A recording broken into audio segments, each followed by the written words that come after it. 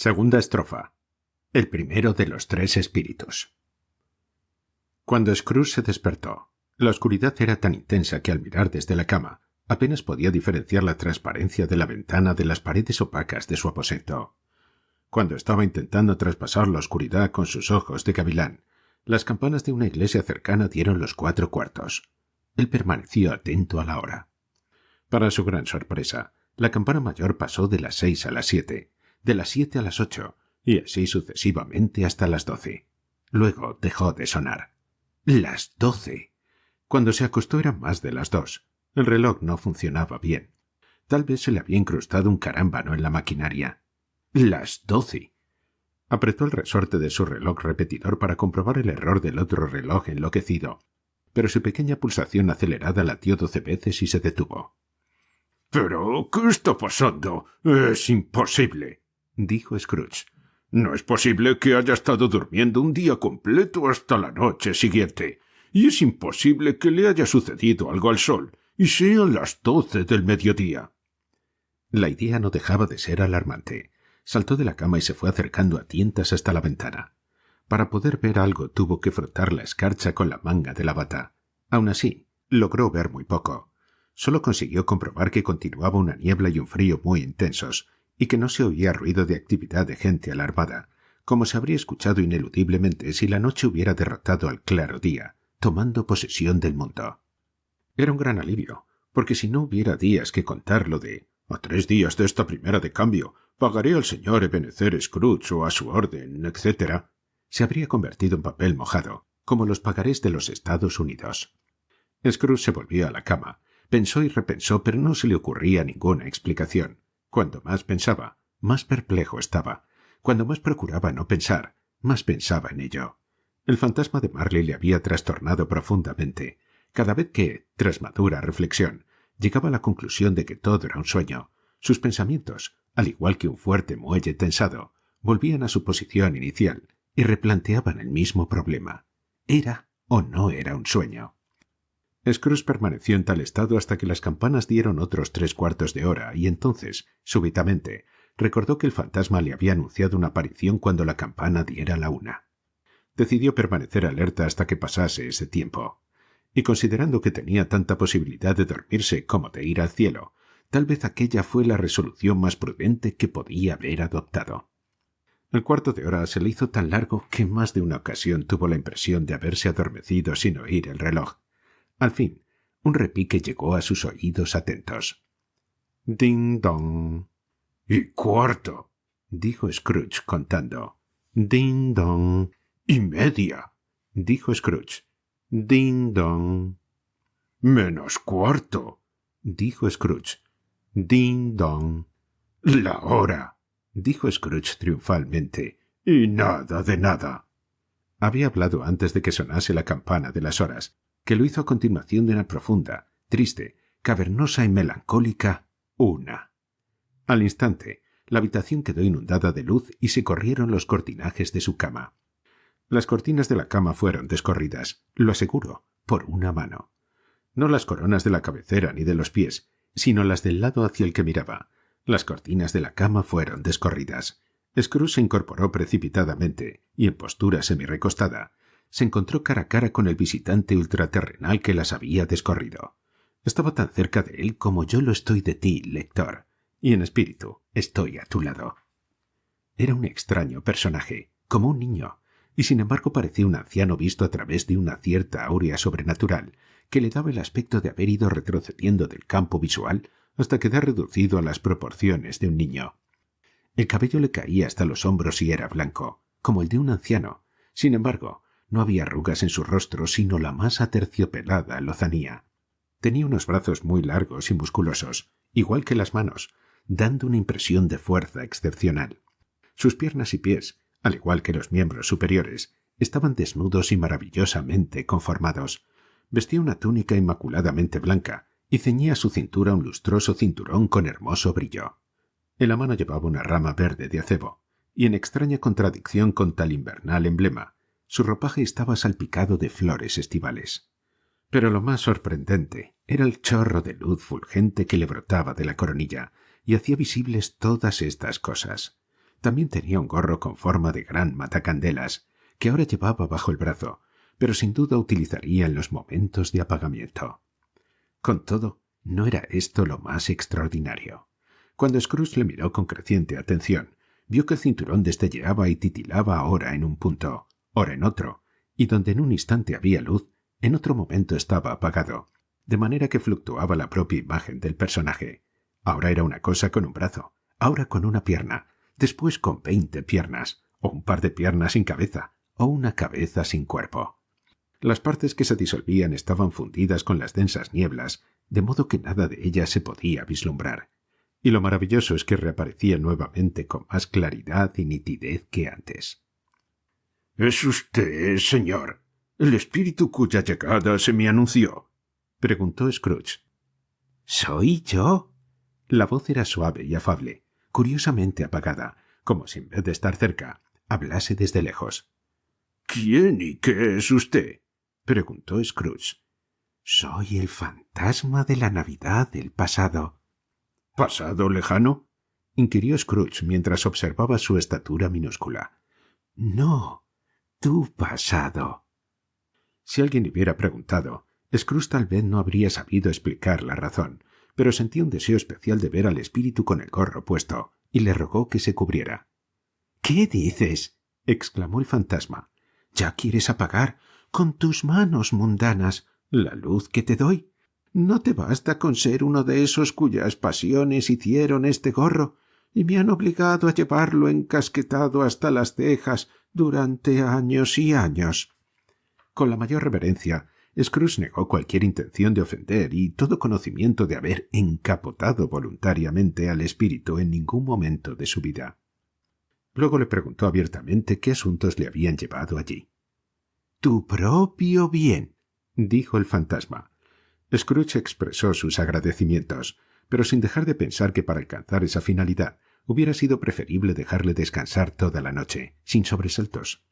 El espíritu debió de leer su pensamiento porque dijo de inmediato: —¿Y todavía te quejas? ¡Ten cuidado! Y al decir esto, extendió su poderosa mano y le agarró por brazo con suavidad. —Levántate y ven conmigo. De nada habría servido que Scrooge arguyera que ni el clima ni la hora resultaban los más adecuados para sus propósitos peatonales, ni que la cama estaba caliente y el termómetro muy por debajo del punto de congelación, ni que iba muy ligero de ropa, en zapatillas, bata y gorro de dormir, o que estaba sufriendo un resfriado. El apretón, aunque suave como el de una mano femenina, era ineludible. Scrooge se levantó, pero al ver que el espíritu se dirigía a la ventana, se colgó de su túnica y suplicó: —Yo soy hombre mortal y podría caerme. —Basta un simple toque de mi mano. Ahí —dijo el espíritu posándola sobre su corazón—, y quedarás salvo para esto y más aún. Tras pronunciar estas palabras, atravesaron la pared y fueron a dar a una carretera en plena campiña, con campos de labor a ambos lados. La ciudad se había desvanecido por completo, hasta el último vestigio.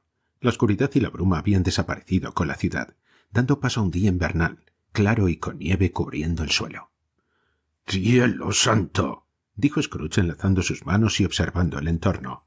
—Yo nací en este lugar. Aquí pasé mi infancia. El espíritu le miró de soslayo con indulgencia. El suave toquecito, aunque ligero y breve, parecía seguir afectando las sensaciones del anciano. Percibía 1000 olores flotando en el aire, cada cual relacionado con 1000 recuerdos, ilusiones y preocupaciones, olvidados largo tiempo atrás. —Te tiemblan los labios —dijo el fantasma—. ¿Y qué tienes en la mejilla? Scrooge musitó, con inusual vacilación en la voz, que era un grano, y rogó al fantasma que le llevara donde tuviera que llevarle. —¿Recuerdas el camino? —interrogó el espíritu. —Que si lo recuerdo —exclamó Scrooge con fervor—. Podría reconocerlo a ciegas. —Es raro que te hayas olvidado durante tantos años —observó el fantasma—. Vámonos. Echaron a andar por la carretera. Scrooge iba reconociendo cada portilla, cada poste, cada árbol, hasta que apareció en la lejanía un pueblecito con su puente, iglesia y serpenteante río. Ahora veían trotar, en dirección a ellos, unos cuantos caballitos peludos, montados por chicos que llamaban otros chicos subidos en carretas y carros conducidos por granjeros.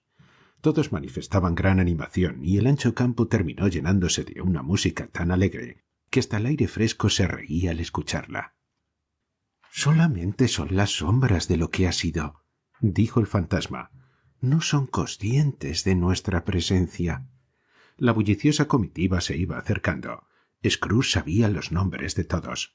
¡Cómo disfrutó al verlos!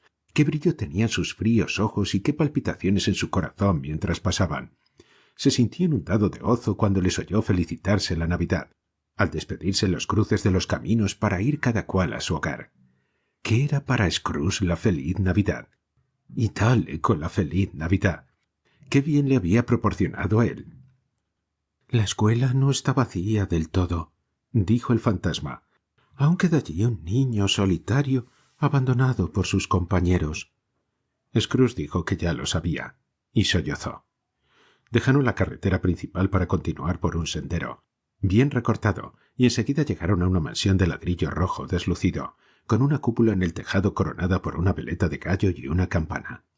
Era una gran casa, pero venida a menos. Las espaciosas dependencias se utilizaban muy poco, y las paredes estaban húmedas y enmohecidas, las ventanas rotas, las puertas vencidas. Por los establos se contoneaban y cacareaban las aves de corral. La hierba invadía cocheras y cobertizos. El interior de la casa no había conservado mejor su antiguo esplendor. Cuando penetraron en el sombrío vestíbulo y dieron un vistazo por las puertas abiertas de numerosas habitaciones, las encontraron pobremente amuebladas, frías y destartaladas. Había algo en el aire, en la desolada desnudez del lugar, que de alguna manera se asociaba al hecho de madrugar demasiado y comer muy poco. El fantasma y Scrooge atravesaron el vestíbulo hasta llegar a una puerta en la parte trasera de la casa. Se abrió y dio paso a un cuarto largo, melancólico y desnudo, desnudez aún más acentuada por las sencillas alineaciones de bancos y pupitres. En uno de ellos, un muchacho solitario leía cerca de un fuego exiguo. Scrooge se sentó en un banco, y se le cayeron las lágrimas al ver su pobre y olvidada persona, tal y como había sido. El eco latía en la casa, chilliditos y carreras de ratones tras el entarimado, un goteo de la fuente semicongelada del deslucido patio trasero, un susurro entre las ramas sin hojas de un álamo desesperado, el inútil balanceo de una puerta de despensa vacía, el chisporroteo del fuego, llegaron al corazón de Scrooge con su influjo enternecedor y dieron rienda suelta a sus lágrimas. El espíritu le tocó en el brazo y señaló hacia su joven persona, absorta en la lectura. De pronto apareció tras la ventana un hombre maravillosamente real y visible, exóticamente ataviado, con un hacha en su cinturón y llevando de la brida un asno cargado de leña. —¡Es Alí Baba! —exclamó Scrooge extasiado. —Es mi querido y honrado Alí Baba. Sí, sí, yo lo sé. Una Navidad, cuando aquel niño solitario tuvo que quedarse aquí completamente solo, él vino, por primera vez, igual que ahora. ¡Pobre muchacho! Y Valentine y su hermano salvaje Orson, ahí van. Y ese otro, ¿cómo se llama? Al que pusieron en calzoncillos, dormido en la puerta de Damasco. ¿No lo ves? Y el caballerizo del sultán, colocado por los genios boca abajo. Ahí está de cabeza. Se lo merecía, me alegro. ¿Quién le mete a casarse con la princesa? Los hombres de negocios que conocían a Scrooge se habrían llevado una sorpresa mayúscula si le hubiesen visto gastar toda su energía en tales asuntos, con un tono de voz de lo más singular, a medio camino entre la risa y el llanto, y si hubiesen observado su rostro excitado y acalorado.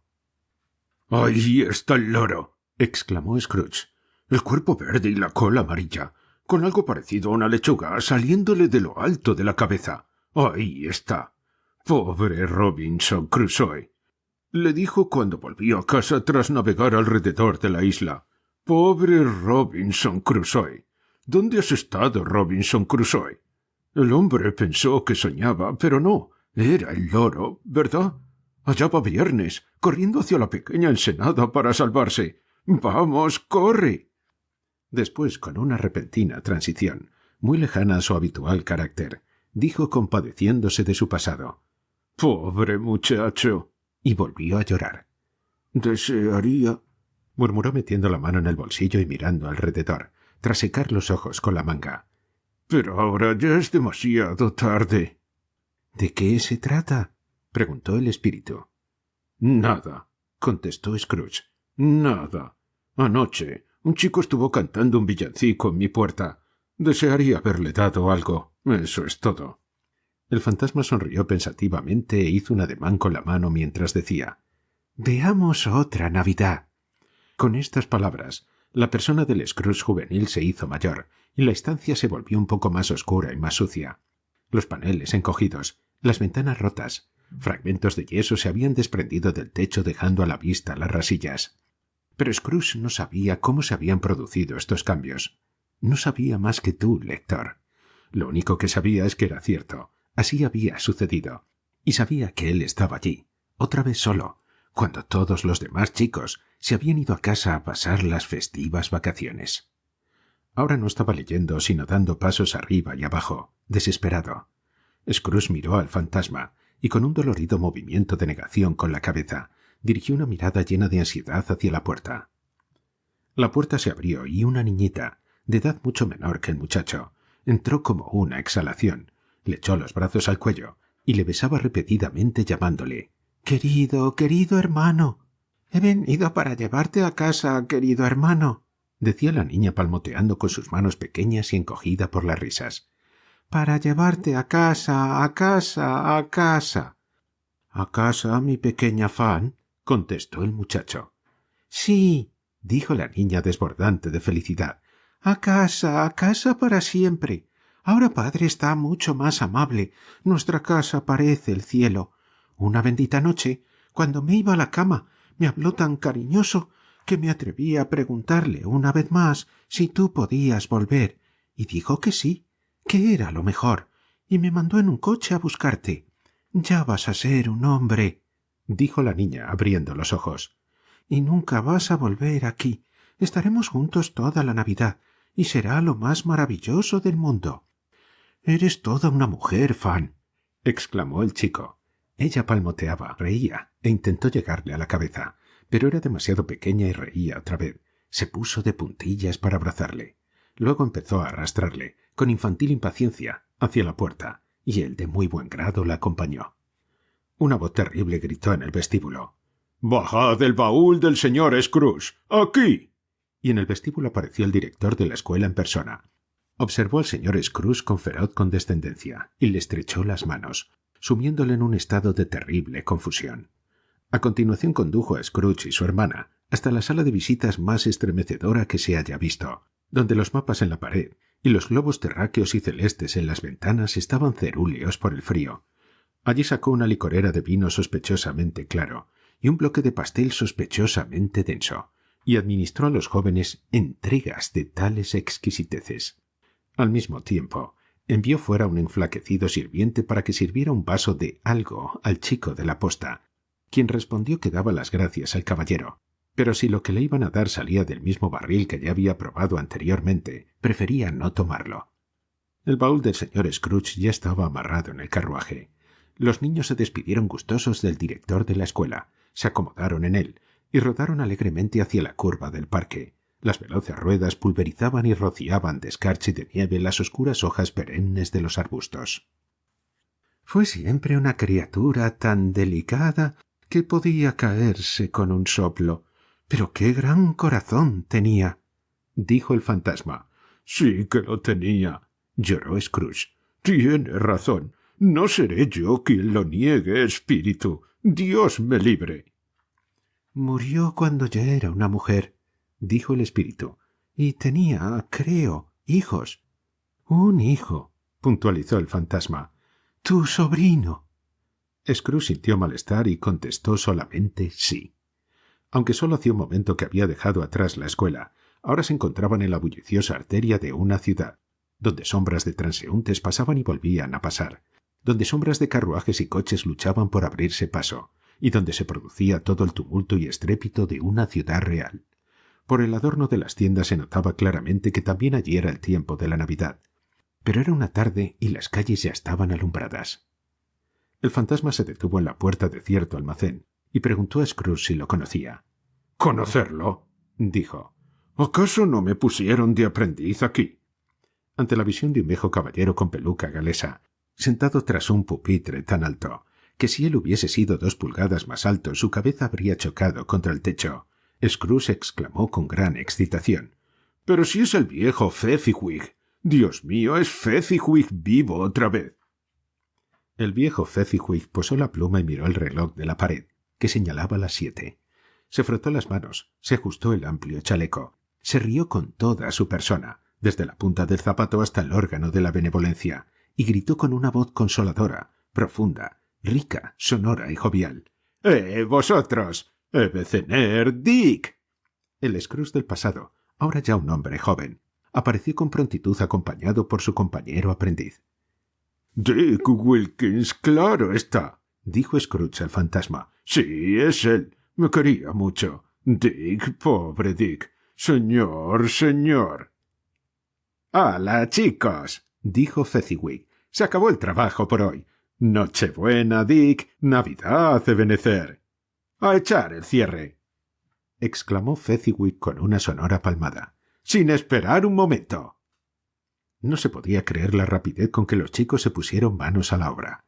Cargaron a la calle con los cierres. 1, 2, 3. Los colocaron en su sitio. 4, 5, 6. Echaron las barras y los pasadores. 7, 8, 9. Y volvieron antes de poder contar 12, trotando como caballos de carreras. —¡Vamos allá! —exclamó Fezziwig resbalando desde el alto pupitre con pasmosa agilidad. —Despejad todo, muchachos. Aquí hay que hacer mucho sitio. Venga, Dick. Muévete, Ebenezer. Despejad. No había nada que no quisiesen o pudiesen despejar bajo la mirada del viejo Fezziwig. Quedó listo en un minuto. Se apartaron todos los muebles como si se desechasen de la vida pública para siempre. El suelo se barrió y fregó. Se adornaron las lámparas y se amontonó combustible junto al hogar, y el almacén se convirtió en un salón de baile tan acogedor, caliente, seco y brillante, como uno desearía ver en una noche de invierno. Llegó un violinista con un libro de partituras y se encaramó al excelso pupitre convirtiéndolo en escenario, y al afinar sonaba como un dolor de estómago. Entró la señora Fezziwig, sólida y consistente, todo sonrisas. Entraron las 3 señoritas Fezziwig, radiantes y adorables. Entraron los 6 jóvenes pretendientes cuyos corazones ellas habían roto. Entraron todos los hombres y mujeres jóvenes empleados en el negocio. Entró la criada, con su primo el panadero. Entró la cocinera con el amigo de su hermano, el lechero. Entró el chico de enfrente, del cual se sospechaba que su patrón no le daba comida suficiente. Entró disimuladamente tras la chica de la puerta siguiente a la de al lado, de la que se había comprobado que su señora le daba tirones de orejas. Todos entraron, uno tras otro, algunos tímidamente, otros descaradamente, unos con gracia, otros desmañados, unos tirando, otros empujando. De una u otra forma, entraron todos. Y allí estaban 20 parejas a la vez, de las manos media vuelta y de espalda para atrás, juntos en el medio y otra vez adelante, gira y gira en diversas figuras de afectuosa agrupación. La vieja pareja de cabeza, girando siempre hacia el lado equivocado, la nueva pareja de cabeza, a empezar otra vez cuando les tocaba el turno. Todos parejas de cabeza y ninguna de cola. Cuando se vio el resultado, el viejo Fezziwig, dando palmadas para detener la danza, gritó «¡Muy bien!» y el violinista hundió su rostro acalorado sobre un gran tanque de cerveza, especial para la ocasión. Sin querer más descanso, volvió a empezar al instante, aunque todavía no tenía bailarines, como si al violinista anterior lo hubiesen tenido que llevar a su casa agotado. Ahora parecía un hombre nuevo, dispuesto a vencer o morir. Hubo más danzas. Luego, juego de prensas y más danzas. Había tarta, sangría caliente, un gran pedazo de asado frío y un gran pedazo de hervido frío, pastelillos de carne y abundante cerveza. Pero el gran efecto de la velada se produjo tras el asado y el hervido, cuando el violinista, un perro viejo, la clase de persona que sabía lo que hacía mejor que nadie, atacó los acordes de Sir Roger de Coverley. El viejo Fezziwig sacó a bailar a la señora Fezziwig, encabezando la danza otra vez frente a unas parejas que no se achicaban fácilmente, gente capaz de danzar, aunque no tuviesen noción de andar. Pero aunque hubiesen sido muchas más parejas, el viejo Fezziwig habría podido medir fuerzas con todos, y lo mismo la señora Fezziwig. Por lo que a ella respecta, merecía emparejarse con él en todos los sentidos de la palabra. Y si esta no es alabanza suficiente, dígaseme otra y la utilizaré. Ellas brillaban como lunas en todas las fases de la danza. No se podía predecir qué harían al momento siguiente. Y cuando el viejo Fezziwig y señora realizaron todas las figuras de la danza, avance y retirada, sujetando a la pareja de las manos, inclinación y reverencia, movimiento en espiral, enhebra la aguja y vuelve a tu sitio. Fezziwig cortó tan gallardamente que pareció parpadear con las piernas en el aire antes de caer de pie sin una vacilación. Este baile doméstico se dio por terminado cuando sonaron las 11. El señor y la señora Fezziwig tomaron posiciones a ambos lados de la puerta y fueron dando la mano a todos, uno por uno, a medida que salían, y al mismo tiempo les desearon felices Navidades. Lo mismo hicieron con los dos aprendices. Se fueron apagando las voces alegres, y los dos chicos se dirigieron a sus camas, situadas bajo un mostrador de la trastienda. Durante todo este tiempo, Scrooge actuó como un hombre fuera de sus cabales. Su corazón y su alma estaban puestos en la escena con su antiguo ser. Lo corroboraba todo, recordaba todo, disfrutaba con todo, y era presa de la más extraña agitación, hasta que los iluminados rostros de Dick y su yo anterior quedaron fuera de la vista. No se había acordado del fantasma, y ahora fue consciente de que éste le miraba intensamente, mientras la luz de su cabeza iluminaba con brillante claridad. «¡Con qué poca cosa!» dijo el fantasma. «Se sienten llenos de gratitud esos dos tontos». «¡Poca cosa!» repitió Scrooge. El espíritu le hizo seña de que escuchase a los dos aprendices, que se deshacían en alabanzas de Fezziwig. Después dijo: «Pero si es cierto, no ha hecho más que gastarse unas pocas libras de su dinero mortal, tal vez 3 o 4. ¿Merece por eso tal gratitud?» «No es así», dijo Scrooge irritado por la observación, y hablando sin querer como su yo pasado y no como el actual. «No se trata de eso, espíritu. Tenía la facultad de hacernos felices o desgraciados, de hacer nuestro trabajo agradable o pesado, un placer o un tormento. Su facultad estaba en las palabras y en las miradas, en cosas tan insignificantes y sutiles que resultaba imposible valorarlas. La felicidad que proporciona vale más que una fortuna». Percibió la mirada del espíritu y se calló. «¿Qué sucede?», preguntó el espíritu. «Nada de particular», dijo Scrooge. «Yo pienso que sí», insistió el fantasma. «No», dijo Scrooge.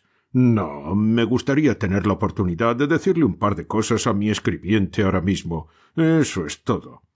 Mientras formulaba este deseo, su ser del pasado apagaba las lámparas. Scrooge y el fantasma volvieron a quedar al aire libre. «Me queda poco tiempo», observó el espíritu. «Rápido».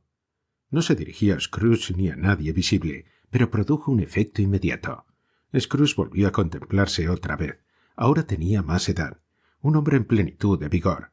Su rostro no presentaba los agrios y rígidos rasgos de años posteriores, pero empezaba a mostrar signos de preocupación y avaricia. Sus ojos tenían una movilidad ansiosa, codiciosa, incesante, que indicaba la pasión que en él se había enraizado y seguiría creciendo. No estaba solo. Una joven rubia y vestida de luto estaba sentada junto a él. En sus ojos había lágrimas que brillaban a la luz del fantasma de la Navidad del pasado. «¿Qué ídolo te ha desplazado?», replicó él. «Uno de oro». «Pero si es la actividad más imparcial del mundo», dijo él. «Nada hay peor que la pobreza, y no hay por qué condenar con tal severidad la búsqueda de la riqueza». «Tienes demasiado miedo al mundo», dijo ella dulcemente. «Todas las demás ilusiones las has sepultado, con la ilusión de quedar fuera del alcance de los sórdidos reproches del mundo. He visto sucumbir, una tras otra, tus más nobles aspiraciones hasta quedar devorado por la pasión principal, el lucro. ¿No es cierto?»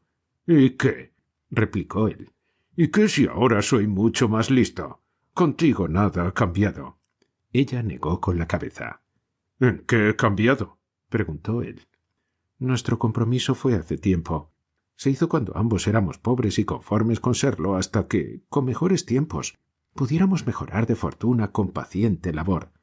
Tú eres lo que ha cambiado. Cuando nos comprometimos, eras otro hombre».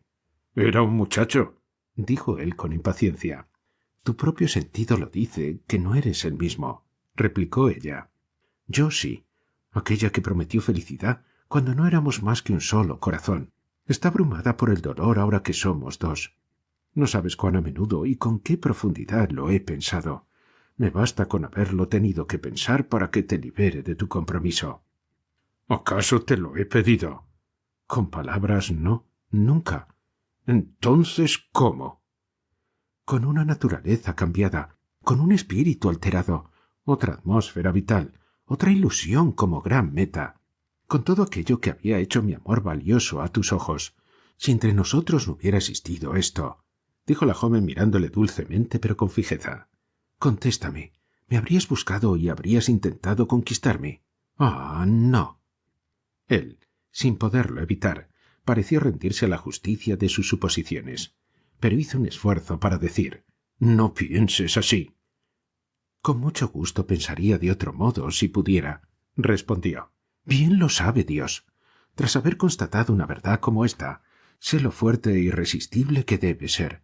Pero si hoy, mañana, ayer, estuvieses libre de compromisos, ¿podría yo creerme que ibas a elegir una chica sin dote?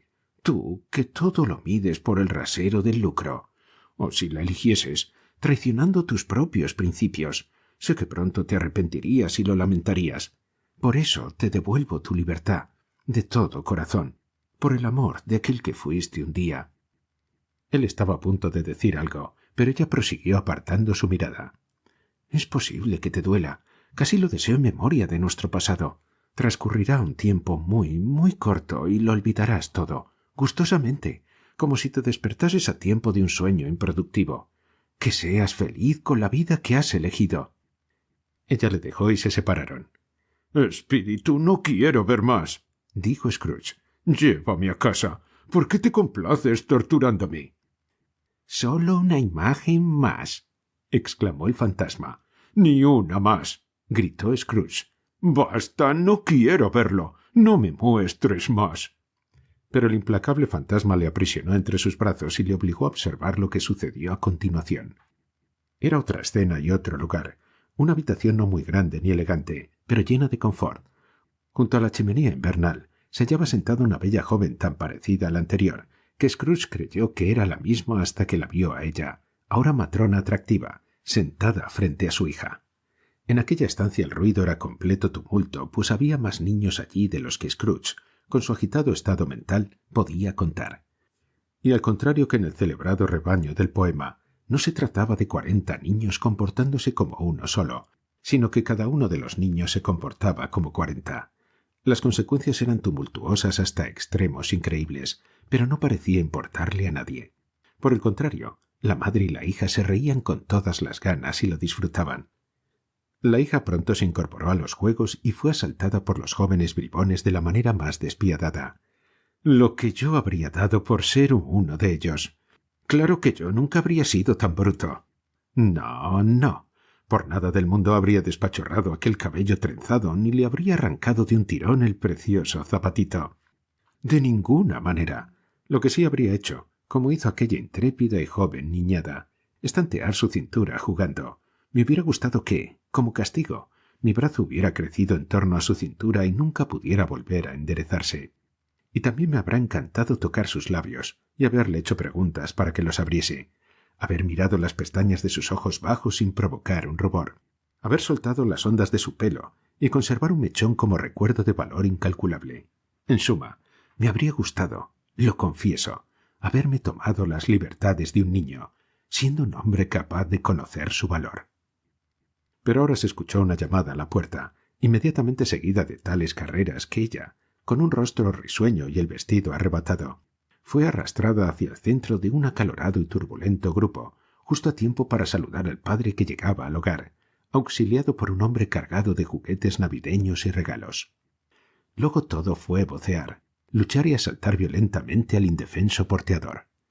Le escalaron con sillas, bucearon en sus bolsillos, le expoliaron los paquetes envueltos en papel marrón, le sujetaron por la corbata, se le colgaron del cuello, aporrearon su espalda y le dieron patadas en las piernas con un amor irreprimible.